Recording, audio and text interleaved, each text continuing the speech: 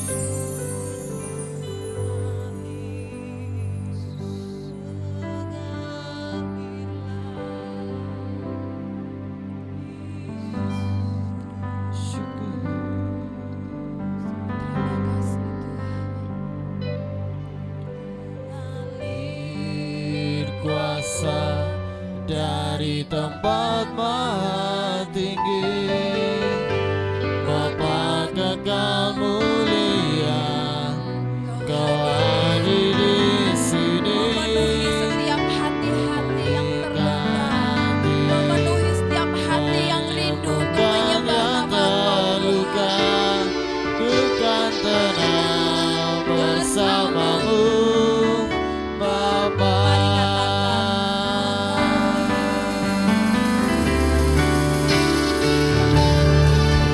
Mengalir kuasa dari tempat maha tinggi, Bapa kekal mulia, Kau hadir di sini, memulihkan hati, menyembuhkan yang terluka.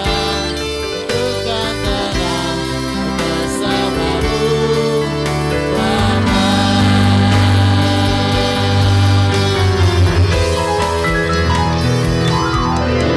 Mengalir kuasa dari tempat maha tinggi, Bapa kekal mulia, Kau hadir di sini, memulihkan hati, menyembuhkan yang terluka.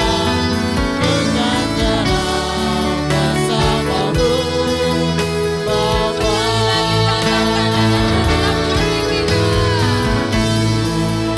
Kuasa dari tempat maha tinggi, Bapa kekal mulia, Kau hadir di sini, memulihkan hati, menyembuhkan yang terluka.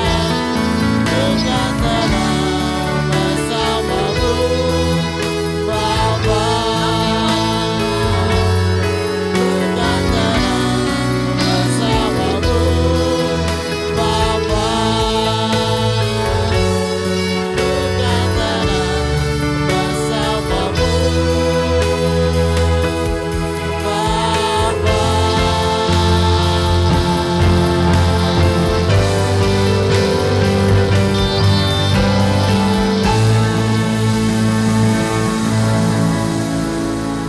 Bapa. Terima kasih Tuhan Yesus. Kami mau tenang bersama-Mu Tuhan.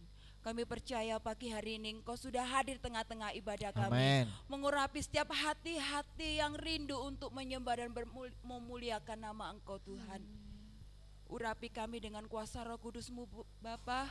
Kami mau memuji-Mu, kami mau membesarkan nama Engkau Tuhan. Terima kasih Engkau sudah menebus setiap dosa kami. Engkau rela mati di kayu salib Tuhan.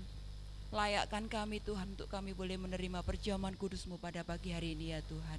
Kami mau siap memuji-Mu, kami mau siap menyembah-Mu. Hanya di dalam nama Tuhan Yesus Kristus. Yang percaya katakan Amin. Kita tetap bagi berdiri. Bacakan pengakuan iman rasuli. 2, 3. Aku percaya Kepada Allah, Bapa yang Maha Kuasa, Ahli langit dan bumi, dan kepada Yesus Kristus, Anaknya yang tunggal Tuhan kita, yang dikandung daripada Roh Kudus, lahir dari anak darah Maria, yang menderita di bawah pemerintahan Pontius Pilatus, disalibkan, mati dan dikuburkan, turun ke dalam kerajaan maut. Pada hari yang ketiga, bangkit pula dari antara orang mati, naik ke surga, duduk di sebelah kanan Allah, Bapa yang Maha Kuasa, dan datang dari sana untuk menghakimi orang yang hidup dan yang mati. Aku percaya kepada Roh Kudus, gereja yang kudus dan am, persekutuan orang kudus, pengampunan dosa, kebangkitan daging, dan hidup yang kekal. Amin. Silakan duduk kembali. Sekarang telah tiba, keselamatan datang kepada kita. Mari kita bersyukur, mari kita memuji dan besarkan nama Tuhan.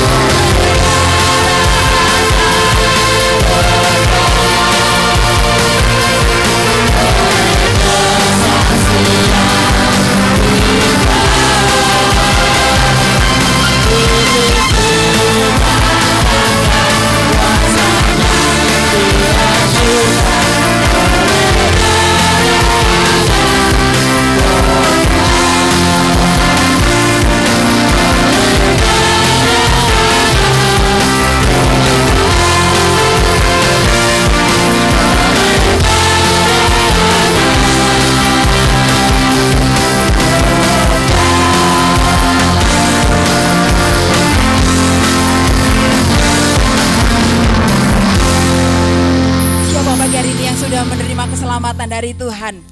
Amin. Kita bersuka cita pagi hari ini Tuhan berikan kita keselamatan. Kita patut bersyukur kuasa maut dikalahkan oleh kuasa darahnya. Tuhan Yesus hidup, Dia bangkit. Kita bebas dari kuasa maut. Mari kita bagi berdiri. Yesus hidup, Dia bangkit.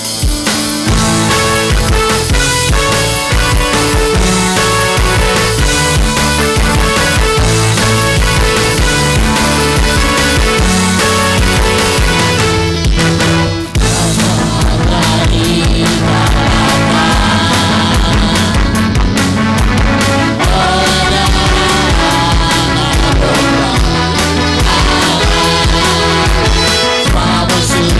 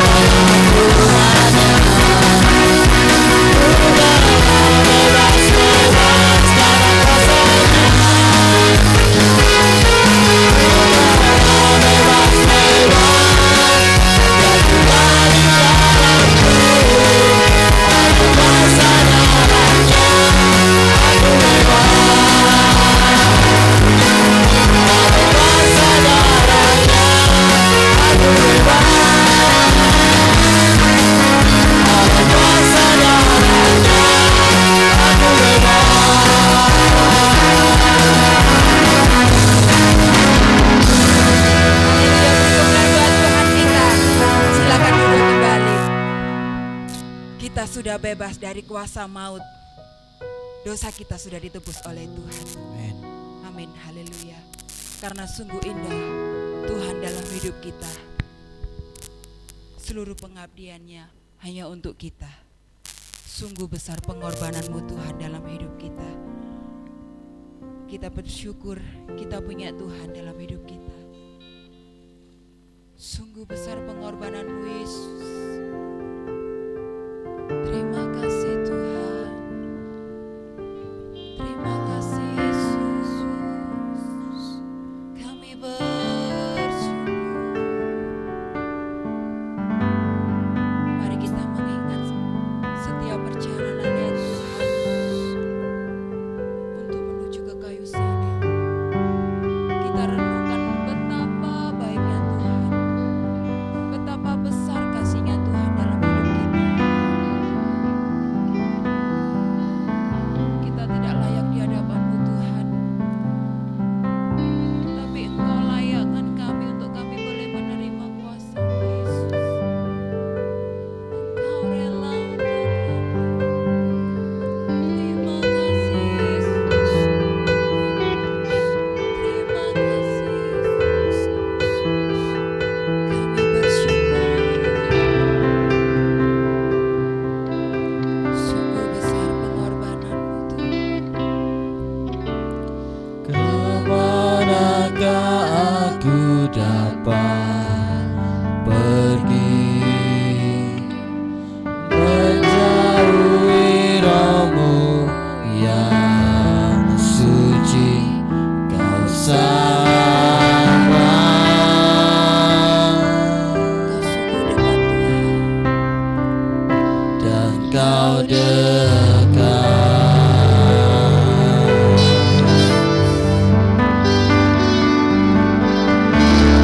Bahkan seluruh pengabdianku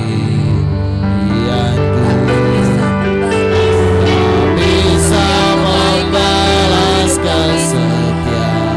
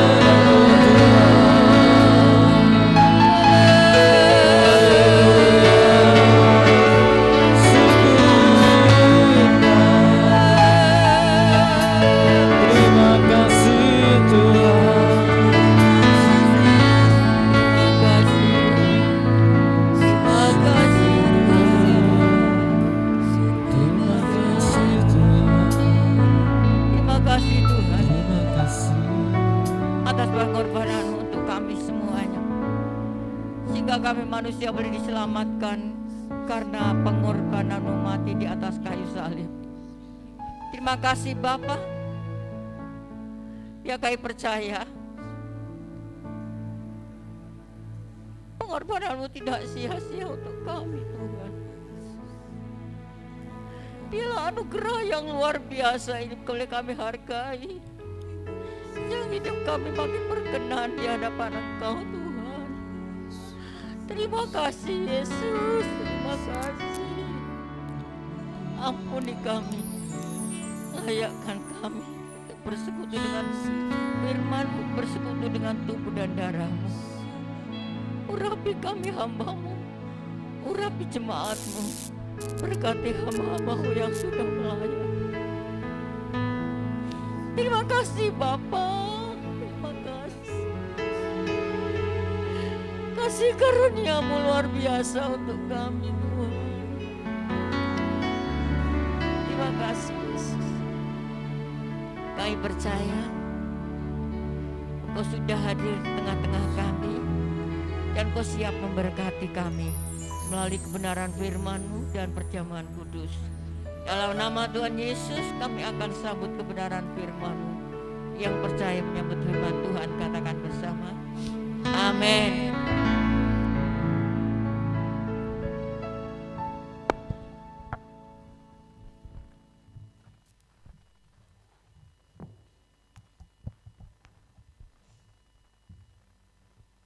Shalom. Puji Tuhan kalau pada pagi hari ini kita boleh kembali memperingati akan kematian Tuhan.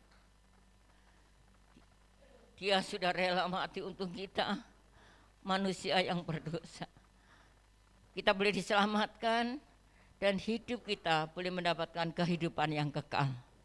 Baik itu Bapak Ibu yang dikasihi oleh Tuhan, dalam kita memperingati hari kematian Tuhan, biar kita fokus.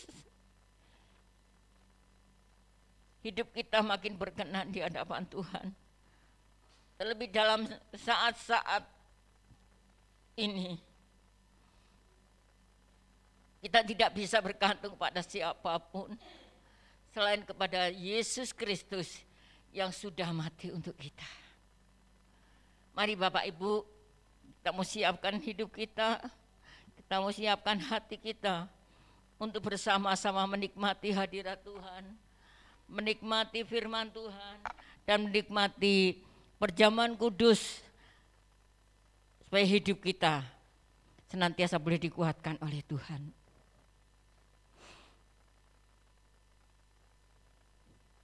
Firman Tuhan pagi hari ini kita mau ambil di dalam Yohanes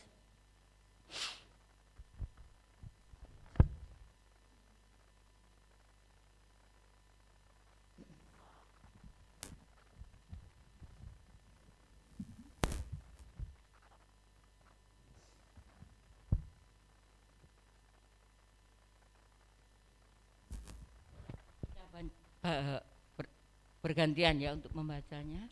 Yohanes pasal 19 ayat 16 sampai 27. Kita akan bangkit berdiri sekaliannya. Kita akan baca bergantian, saya terlebih dahulu.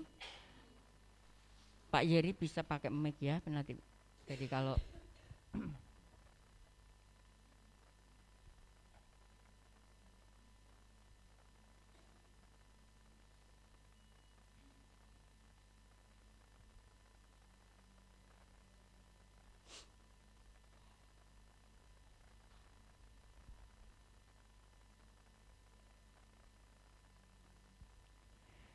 ayat 16, Yesus disalibkan.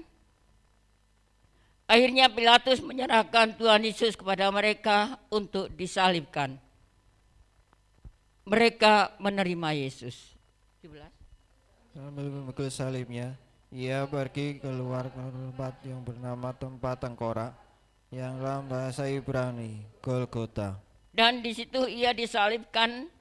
Mereka dan bersama-sama dengan dia disalibkan juga dua orang lain, sebelah menyebelah, Yesus di tengah-tengah. Dan Pilatus menyuruh memasang juga tulisan di atas kayu salib itu, bunyinya, Yesus orang Nazaret, Raja orang Yahudi. Banyak orang Yahudi yang membaca tulisan itu sebab tempat di mana Tuhan Yesus disalibkan letaknya dekat kota, dan kata-kata itu tertulis dalam bahasa Ibrani, bahasa Latin, dan bahasa Yunani. Maka kata imam-imam kepala orang Yahudi, kepala janganlah engkau menulis Raja orang Yahudi, tetapi bahwa ia mengatakan, aku adalah Raja orang Yahudi. Jawab Pilatus, apa yang kutulis tetap tertulis. Sesudah prajurit-prajurit itu menyalibkan Tuhan Yesus, mereka mengambil pakaiannya, lalu membaginya 4 bagian untuk tiap-tiap prajurit 1 bagian, dan jubahnya juga mereka ambil. Jubah itu ada atas dan bawah, bawahnya 1 tenunan saja. Karena itu mereka berkata seorang kepada yang lain, janganlah kita membagikan menjadi beberapa potong, tetapi baiklah kita membuang undi untuk menentukan siapa yang mendapatnya. Demikianlah hendaknya, supaya genaplah yang ada tertulis dalam kitab suci. Mereka membagi-bagikan pakaianku di antara mereka, dan mereka membuang undi atas jubahku. Hal itu telah dilakukan prajurit-prajurit itu. Dan dekat salib Yesus berdiri ibunya dan saudara ibunya, Maria istri Klopas dan Maria Magdalena. Kata Tuhan Yesus, melihat ibunya dan muridnya yang dikasihnya di sampingnya, berkatalah ia kepada ibunya, "Ibu, inilah anakmu." Kemudian katanya kepada muridnya, "Inilah ibumu." Dan sejak saat itu murid itu menerima dia di dalam rumahnya. Amin. Silakan duduk kembali.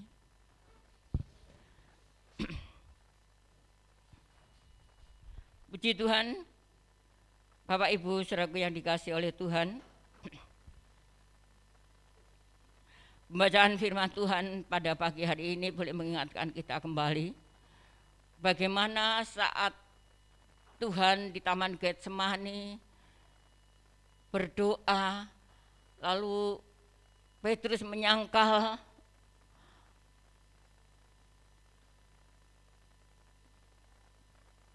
kita mengingat betapa Tuhan itu luar biasa untuk kita.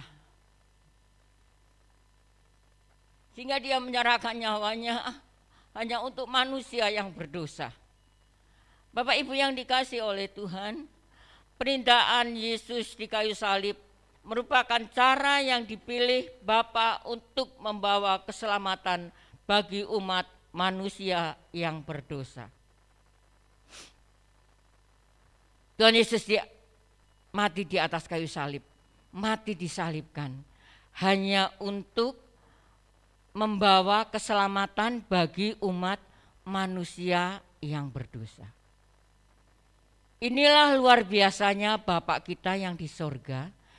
Dia menyerahkan anaknya satu-satunya ya, hanya untuk keselamatan manusia yang berdosa.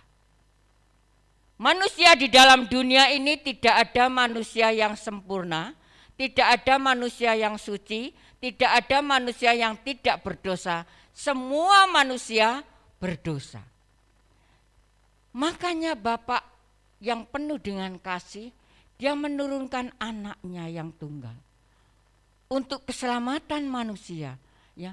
Sehingga Yesus mati di atas kayu salib hanya untuk keselamatan manusia yang berdosa. Kita ini dulunya harusnya dihukum, tapi karena kemurahan Tuhan kita boleh diselamatkan karena penebusannya di atas kayu salib. Ibrani 2 ayat yang ke-9. Silakan Pak Yeri. Ibrani 2 ayat yang ke-9.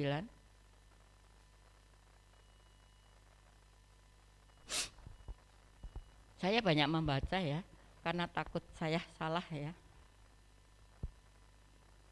Tetapi dia yang untuk waktu yang singkat dibuat sedikit lebih rendah daripada malaikat-malaikat, yaitu Tuhan Yesus. Kita lihat yang oleh karena penderitaan maut dimahkotai dengan kemuliaan dan hormat, supaya oleh kasih karunia Allah ia mengalami maut bagi semua manusia. Haleluya.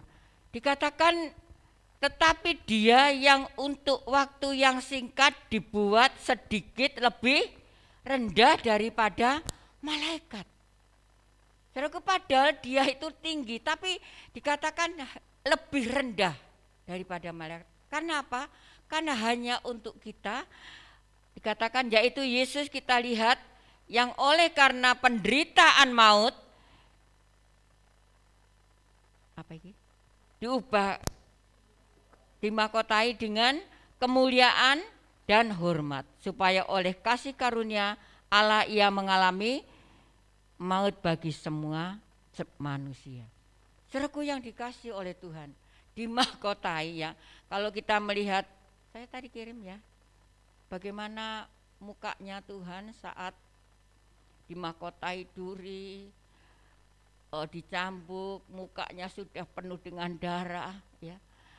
Walaupun dia dimahkotai dengan duri, tapi tetap ada kemuliaan. Bapak Ibu yang dikasih oleh Tuhan Yesus Kristus, pada hakikatnya ya, keselamatan itu kekal adalah penebusan melalui penderitaan. Kalau Tuhan tidak menderita, kalau Tuhan tidak mati di atas kayu salib, kita tidak punya keselamatan. Manusia siapapun tidak bisa menerima keselamatan kalau Yesus ya tidak menderita di atas kayu salib. Bapak itu Bapak Ibu yang dikasih oleh Yesus, mari kita sadar ya, kita ini siapa ya, sampai dia rela mati untuk kita. Manusia-manusia yang penuh dengan dosa, manusia yang penuh dengan noda, manusia yang menjijikkan. Kata firman Tuhan, kita ini dosanya hitam seperti jeletang ya. Tapi karena penderitaan Yesus di atas kayu salib, dia mati untuk menyelamatkan kita, sehingga kita boleh disucikan seperti salju. Putihnya seperti salju. Mari kalau kita sudah ditebus oleh Yesus Kristus dalam penderitaannya di atas kayu salib, sehingga kita dulunya yang dosanya seperti jeletang ya, merah seperti apa, tapi disucikan menjadi putih seperti salju. Kalau kita sudah disucikan seperti salju, mari hidup kita mau untuk kemuliaan Tuhan. Jangan hanya untuk mengejar dan mengejar keduniawian. Artinya banyak ya, keduniawian itu melakukan hal-hal yang di luar firman Tuhan. Dosa, percabulan, ya, kenajisan, ya. Hal-hal yang pokoknya menjijikkan, jangan. Kalau kita sudah ditebus ya, karena keselamatan dari Yesus, kita sudah putih seperti salju. Mari kita tetap jaga kekudusan kita. Kita tetap jaga kesucian kita. Baik di dalam pikiran kita, di dalam ucapan kita, terlebih di dalam hati kita. Seringkali kita kan enggak sadar ya. Saat kita mengalami satu masalah, mulut kita ini seringkali ngomel. Kalau kita melihat Yesus aja yang seperti itu, dia taat sampai mati di atas kayu salib, tidak pernah protes. Sakitnya luar biasa. Sebagai manusia biasa, Dia mungkin seperti ini, Bapak, kalau bisa cawan ini lalu daripadaku. Karena manusia, tapi 100% manusia Allah dia taat. Sampai mati di atas kayu salib. Bapak Ibu yang dikasihi oleh Tuhan,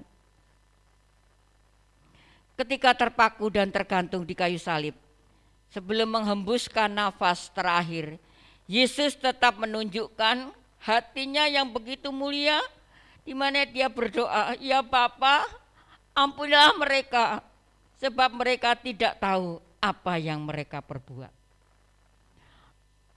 Lukas 23 ayat 34, silakan. Hatinya yang begitu mulia, walaupun dengan keadaan yang seperti itu, Yesus masih tetap berkata, "Bapa, ampunilah mereka." Silakan Pak.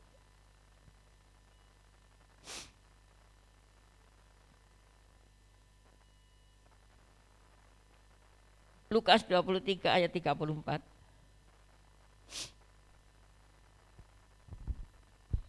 Yesus berkata, "Ya Bapa, ampunilah mereka, sebab mereka tidak tahu apa yang mereka perbuat."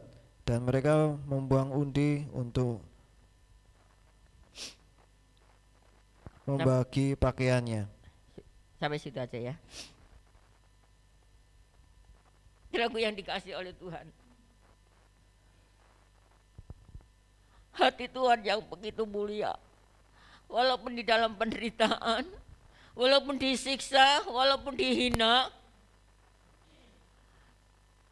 dia tetap mengampuni. Dia cuma berkata, "Ya Bapa, ampunilah mereka, karena mereka tidak tahu apa yang mereka perbuat."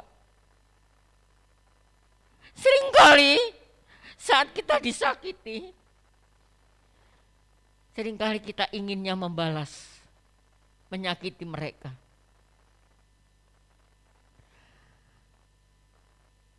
Tadi pagi saya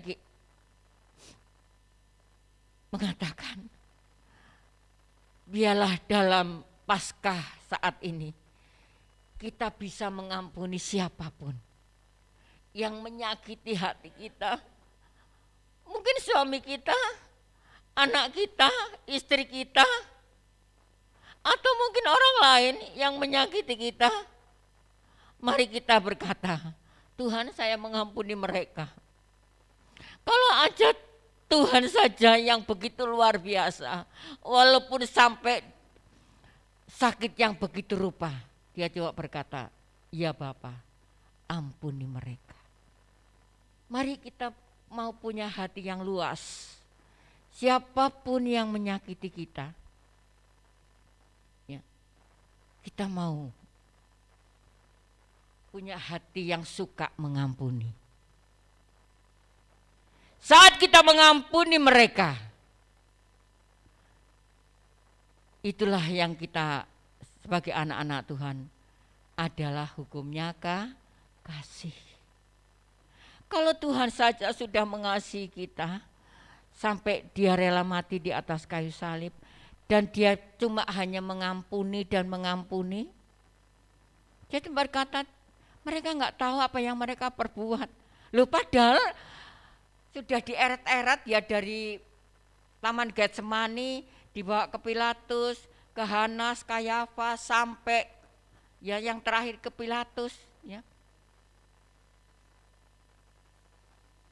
Tahu toh yang menyakiti siapa? Muridnya sendiri menyangkal. Ya, tapi Tuhan berkata kepada bapaknya, "Ampuni mereka." Kita sudah diampuni dosa kita. Mari Bapak Ibu yang dikasih oleh Tuhan, kita mau hidup kita boleh menyenangkan hati Tuhan. Bila dalam Paskah saat ini kita punya hati yang luas untuk mengampuni. Seringkali kita nggak tahu, ya, bahwa semua yang diperhadapkan kepada kita adalah untuk mendidik kita lebih dewasa di dalam rohani kita. Dengan benturan-benturan itu supaya hidup kita lebih dan lebih lagi untuk mengasihi Tuhan. Ini bermakna bahwa kematiannya di kayu salib adalah sebagai jalan pengampunan dosa terhadap dosa. Inilah karya Yesus terbesar yang membawa pengampunan bagi orang berdosa. Karya Yesus di atas kayu salib, ya, untuk membawa manusia berdosa menuju keselamatan. Seringkali saudaraku, saat kita dalam kondisi yang mungkin sangat-sangat terjepit, kita seringkali tidak sadar bahwa Yesus itu tetap ada. Kapan ya pujian, kiri kananku ada Tuhan itu. Tuhan itu ada di kiri, ada di kanan, ada di depan kita. Ya. Di sekeliling kita ini ada Tuhan. Makanya Tuhan katakan karya penebusan itu yang mati di atas kayu salib untuk keselamatan manusia. Bukan orang Kristen saja loh ya, semua manusia. Tapi mereka enggak ngerti ya. Pikirnya hanya orang Kristen saja, enggak. Karya penebusan itu untuk semua manusia, seluruh dunia. Saudaraku, saat saya merenungkan Tuhan itu luar biasa.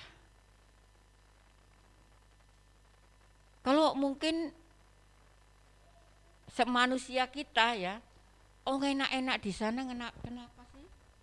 Kok maunya turun ke dalam dunia hanya untuk keselamatan manusia, sehingga dia rela diejek, dihina, diludahi. Ya. Saya pernah diludahi. Saya ingat almarhum ya, saat penginjilan di daerah Lawang, ya, beliau diludahi sama orang Arab ya. Tapi kelamaan ya, orang Arabnya itu akhirnya baik dan baik, dia bisa menerima Yesus di Lawang ya, daerah mana ya, Panti Jompo ke sana, Lawang, Patal ya, daerah Patal ya. Yesus pernah diludahi, kita belum kan ya, paling cuma omongan aja yang sangat menyakitkan mungkin, tapi nggak sampai diludahi. Yesus diludahi, disiksa, dicambuk ya, sedemikian rupa, sampai rupanya itu ndak karu-karuan ya. Fotonya tadi yang saya kirim, ngeri ya, ndak bisa bayangkan ya, seperti apa ya. Ya, sampai pakaiannya itu diundi, cuma hanya memakai penutup yang di sini, kayak Adi Armando ya. Saudaraku, mari Matius pasal 9 ayat 13. Matius 9 ayat 13. Silakan.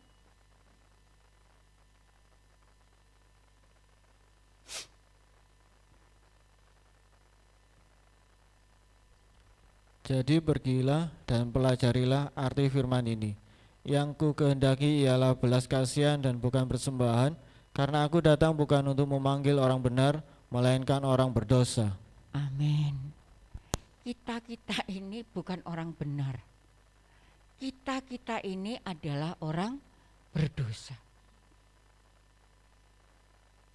Kalau sampai ada orang mengatakan aku ini loh paling suci, aku ini loh paling benar, ya, enggak ada. Dia katakan jadi pergilah dan pelajarilah arti firman ini, yang ku kehendaki ialah belas kasihan dan bukan persembahan. Kita punya hati ya, manusia kan semua punya hati.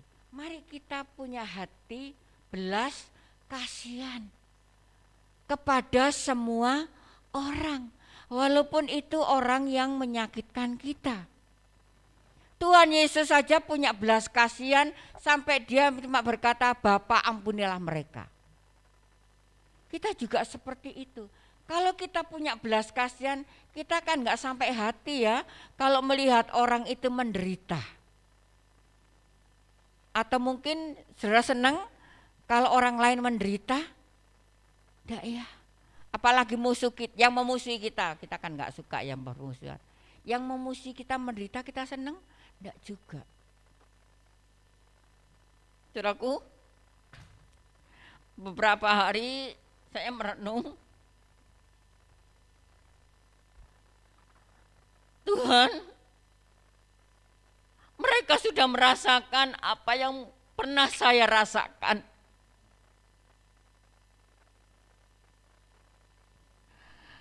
Saya tahun 2000 berapa itu, sangat-sangat menderita karena ulah mereka. Saat saya merenung, saya cuma berkata kepada Pak D, mereka sekarang sedang merasakan penderitaannya. Bagaimana hati yang tercapik-capik. Saat itu beliau dengan saya coba berkata, Tuhan ampuni mereka. Pembalasan itu haknya Tuhan.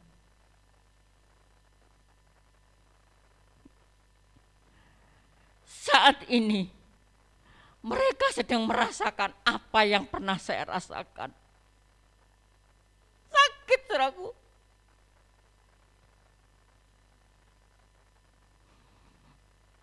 Tapi saya punya belas kasihan. Saya tak baik. Saya tak baik pada mereka. Karena saya punya hati.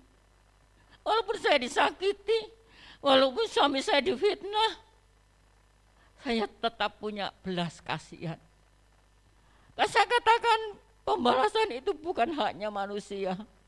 Pembalasan itu haknya Tuhan. Saat saya merenung, saya menangis, aku. Tuhan, mereka sekarang sedang merasakan penderitaan yang pernah saya rasakan.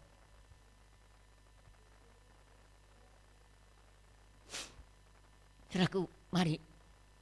Selagi kita masih diberikan kesempatan oleh Tuhan, mari kita melakukan yang baik. Menyenangkan manusia sesamanya. Jangan sampai menyakiti hati orang lain. Menyakiti hati suami, menyakiti hati istri, menyakiti hati anak-anak, menyakiti hati orang tua. Jangan. Mari kita mau punya belas kasihan, punya kasih di dalam hidup kita. Yesus saja yang dia sudah mati di atas kayu salib punya belas kasihan. Kita ini siapa? Manusia yang berdosa. Tuhan memanggil kita, katakan, aku memanggil orang, bukan memanggil orang benar, tetapi memanggil orang berdosa. Kita ini orang berdosa yang sudah diselamatkan. Mari kita mau punya belas kasihan kepada siapapun. Mungkin mereka sudah pernah menyakiti kita, kita tetap punya belas kasihan untuk mereka. Ya. 1 Korintus 15 ayat 3.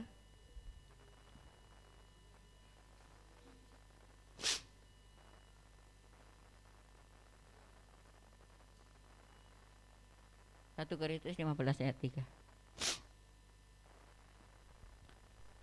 Sebab sangat penting telah aku sampaikan kepadamu, yaitu apa yang telah aku terima sendiri, ialah bahwa Kristus telah mati karena dosa-dosa kita sesuai dengan kitab suci. Haleluya, ya. Melalui kematiannya di Golgota yang disebut Kalvari, karya penebusan dosa tergenapi. Ya, tadi firman katakan, dan Yesus telah mati karena dosa-dosa manusia. Saudaraku yang dikasihi oleh Tuhan, ya, mari bagi kematian Yesus selalu untuk kita. Ya.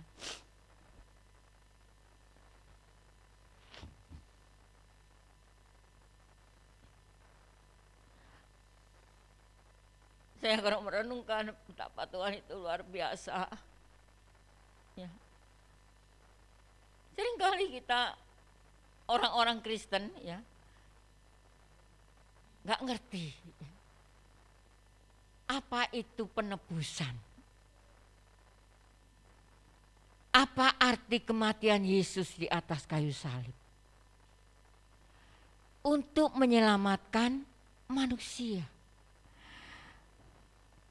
Dengan kata lain, tanpa kematiannya tidak ada jalan keselamatan bagi manusia.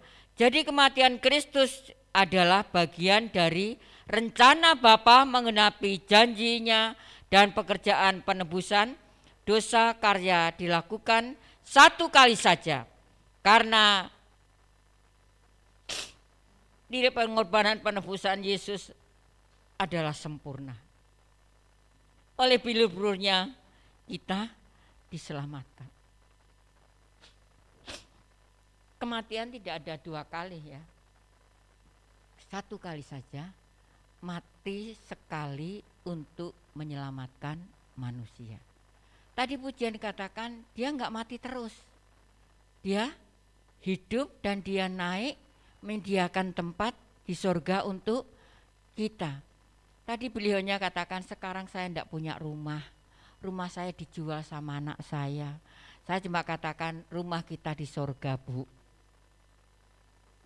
Enggak usah pusing ya. Ibu-ibu berkata, rumah saya dijual sama anak saya, sekarang saya enggak punya rumah. Saya cuma katakan rumahnya kita di surga. Tuhan sudah menyediakan untuk kita karya keselamatan. Dia mati, dia bangkit, dia naik untuk memberikan tempat bagi kita sekalian. Bapak Ibu yang dikasih oleh Tuhan ya. Mari oleh bilur-bilurnya kita boleh diselamatkan, dan penebusan manusia berdosa adalah melalui karya Yesus Kristus di atas kayu salib dan darahnya yang tercurah di Golgota itu menyucikan kita dari segala dosa kita. Tadi saya memberikan ayat Yohanes, nanti bisa Bapak Ibu baca di rumah ya. Bagaimana Tuhan Yesus diendeng-endeng ya. Kok diendeng-endeng apa itu? Ya. Kalau Bu Ike waktu di Taman Getsemani muridnya diajak berdoa saja enggak bisa. Cuma 1 jam aja enggak bisa. Akhirnya saat Tuhan ditangkap, siapa yang nyangkal? Petrus. Waktu itu mungkin ya, kalau saat itu Petrus bisa 1 jam berdoa, mungkin enggak sampai seperti itu. Tapi yang sudah dikatakan Tuhan, sebelum ayam berkokok, engkau sudah menyangkal aku 3 kali. Selanjutnya Tuhan dibawa. Ya. Saudaraku, kalau kita melihat filmnya ngeri ya.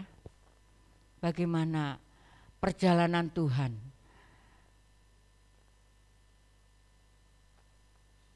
Coba kita akan melihat ayat yang ke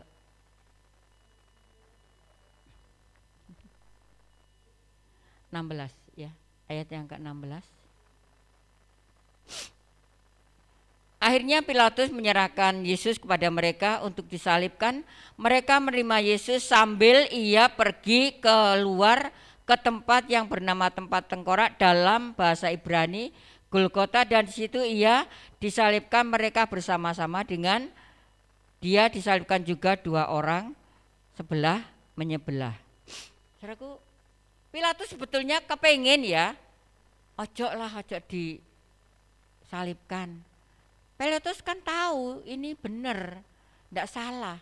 Tetapi karena kalah suara dengan orang banyak, akhirnya menyerahkan Yesus kepada mereka.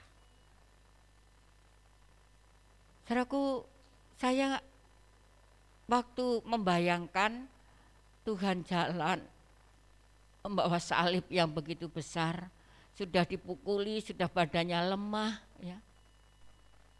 dipukuli, harus membawa salib. Ya. Luar biasa. Mari Bapak Ibu, karya keselamatan hanya ada di dalam Yesus. Dia mati di atas kayu salib hanya untuk kita. Ayat yang terakhir, Yohanes 19 ayat 30.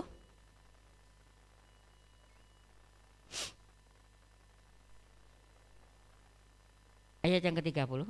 Kita baca sama-sama ya. Yohanes 19 ayat 30.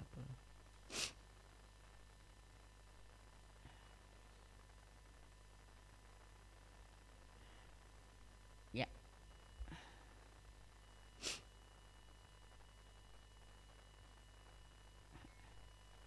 Dua, tiga. Sesudah Yesus minum anggur asam itu, berkatalah ia, sudah selesai. Lalu ia menundukkan kepalanya dan menyerahkan nyawanya. Amin. Renungannya tadi pagi seperti itu ya. Sudah membaca? Sudah selesai. Tugasnya Tuhan sudah selesai untuk karya keselamatan manusia. Waktu dia melihat perempuan, dia cuma berkata, ini anakmu, ini ibumu. Artinya satu dengan yang lain harus ada kasih. Bapak Ibu yang dikasih oleh Tuhan, kalau Tuhan katakan sudah selesai, tugasku sudah selesai. Kalau orang sudah dipanggil Tuhan berarti tugasnya sudah selesai.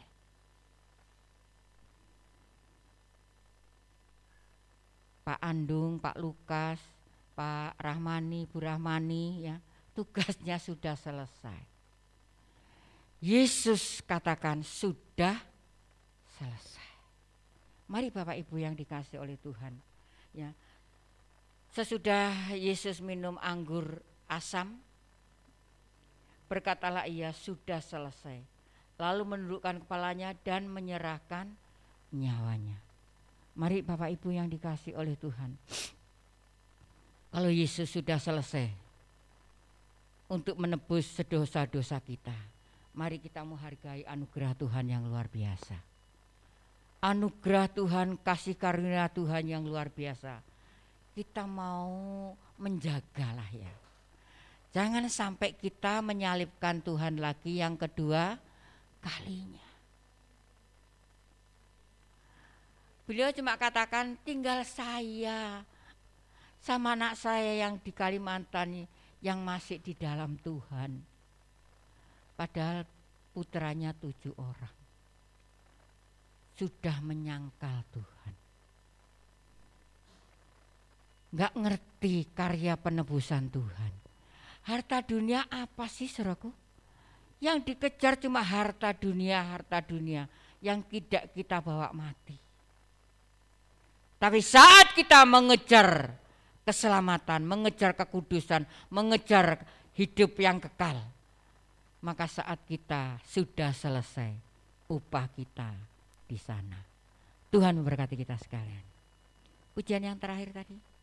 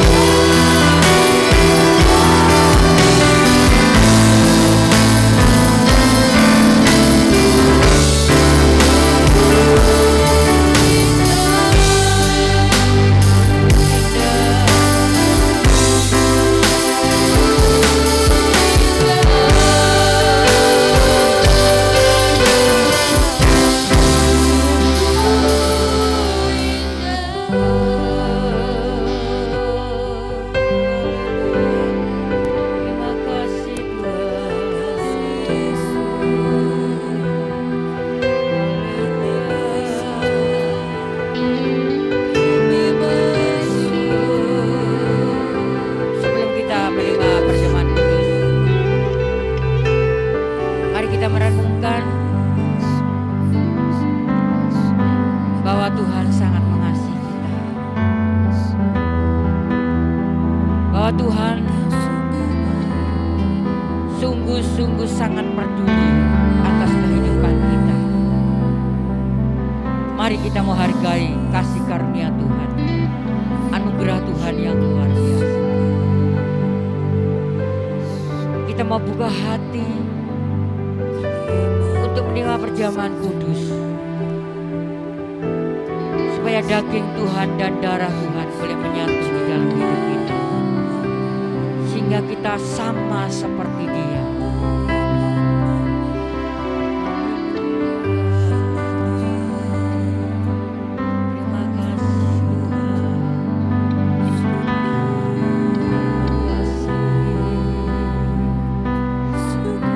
Terima kasih Bapa atas pengorbanan-Mu untuk kami segalanya. Kau sudah menyelamatkan manusia seluruh dunia ini boleh diselamatkan. Satu manusia berdosa, tapi satu manusia berbuat dosa, manusia seluruh dunia berdosa.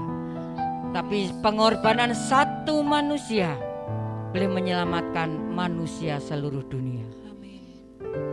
Itu Bapa, biarlah karya penebusan-Mu boleh membawa hidup kami lebih mengerti akan kehendak-Mu. Suci kuduskan hati pikiran kami, supaya perjamuan kudus ini boleh memberikan kekuatan bagi kami, untuk kami lebih sungguh-sungguh berjalan di dalam jalan-Mu Tuhan. Kuduskan hamba-hamba-Mu yang akan melayani, kuduskan kami semuanya. Terima kasih Bapa, biarlah perjamuan kudus ini boleh menjadi berkat untuk kami segalanya. Yang sakit disembuhkan, yang lemah dikuatkan, yang susah diberikan penghiburan, yang di dalam permasalahan apapun Tuhan akan jamah semuanya. Terima kasih Bapa, di dalam nama Tuhan kami Yesus Kristus kami akan sambut perjamuan kudus. Yang percaya menyambut perjamuan kudus katakan bersama, amin. Silakan duduk kembali.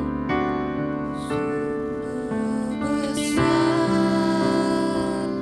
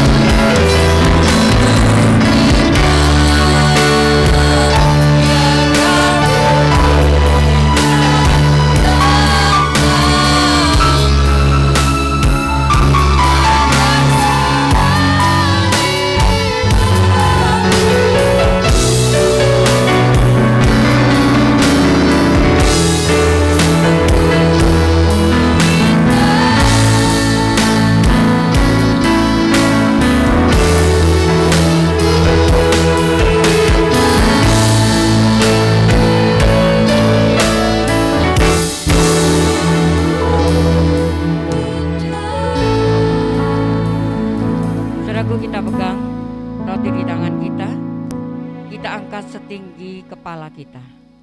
Terima kasih Tuhan, bila perjamuan kudus ini boleh menyucikan hidup kami, untuk kami lebih mengerti akan kehendak-Mu. Perhatikan firman Tuhan. Sebab apa yang telah kuteruskan kepadamu, telah aku terima dari Tuhan, yaitu bahwa Tuhan Yesus pada waktu Ia diserahkan mengambil roti, dan sesudah itu Ia mengucap syukur atasnya, Ia memecah-mecahkannya dan berkata, inilah tubuhku yang diserahkan bagi kamu, perbuatlah ini menjadi peringatan akan aku. Perhatikan. Adapun roti yang sudah kita pecah-pecahkan dan minta berkat, bukankah yaitu persekutuan di dalam tubuh Kristus? Haleluya. Kita makan dengan percaya. Dalam nama Tuhan.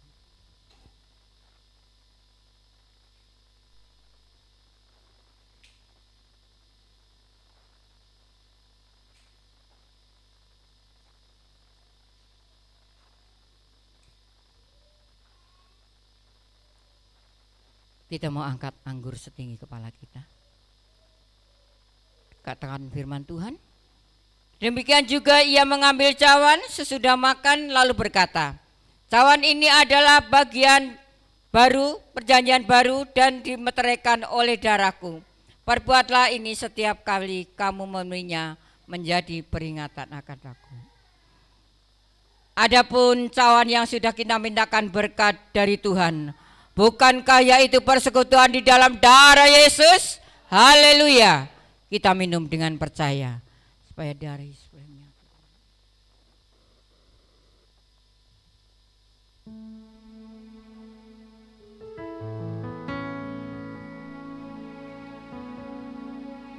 Kita mau angkat kedua tangan kita.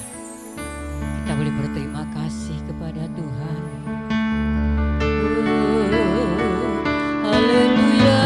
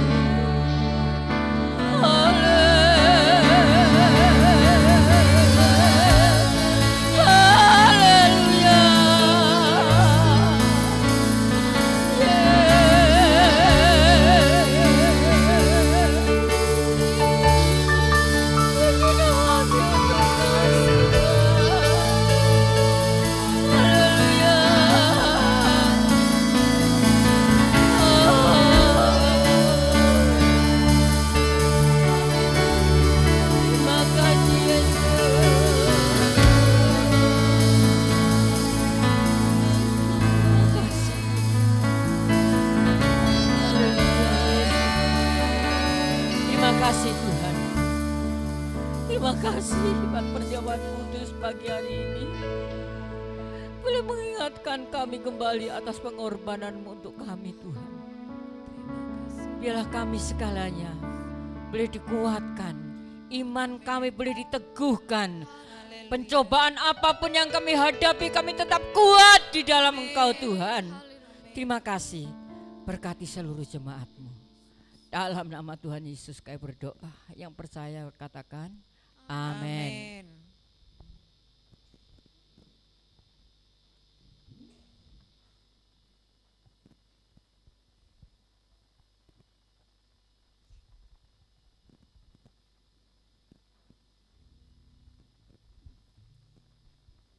Kita akan memberikan persembahan.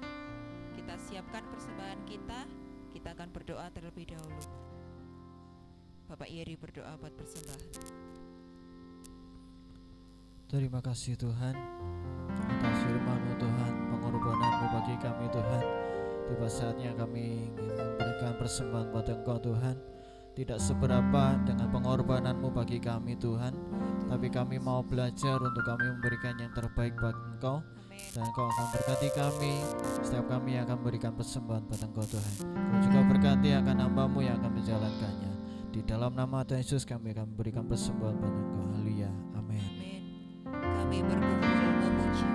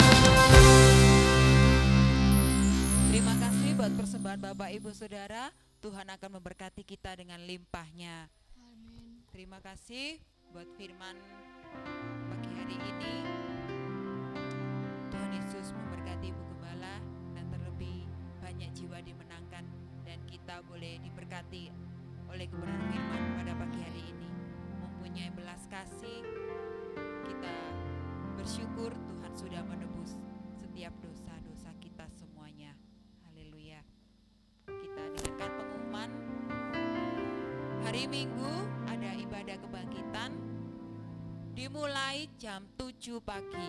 Hari Minggu, besok lusa, besok Sabtu, besoknya lagi hari Minggu. Ibadah dimulai jam 7 pagi dan dilayani oleh Haleluya Ministry. Kita siapkan, jangan lupa jam 7 ya. Kita datang untuk kita bersama-sama memuji dan memuliakan nama Tuhan. Oh ya, sebentar para ibu-ibu untuk oh ya, Bapak Ibu untuk latihan sebentar. Jangan lupa tetap melakukan protokol kesehatan. Kita jangan lengah meskipun sudah agak reda, tapi kita tetap melakukan protokol kesehatan, memakai masker, menjaga jarak, mencuci tangan, dan memakai hand sanitizer. Jauhi kerumunan. Terlebih kita tetap bersyukur, kita tetap bersuka cita, karena hati yang gembira adalah obat yang manjur. Amin, haleluya. Kita akan mengakhiri ibadah kita pada pagi hari ini. Kita bagi berdiri, El Shaddai.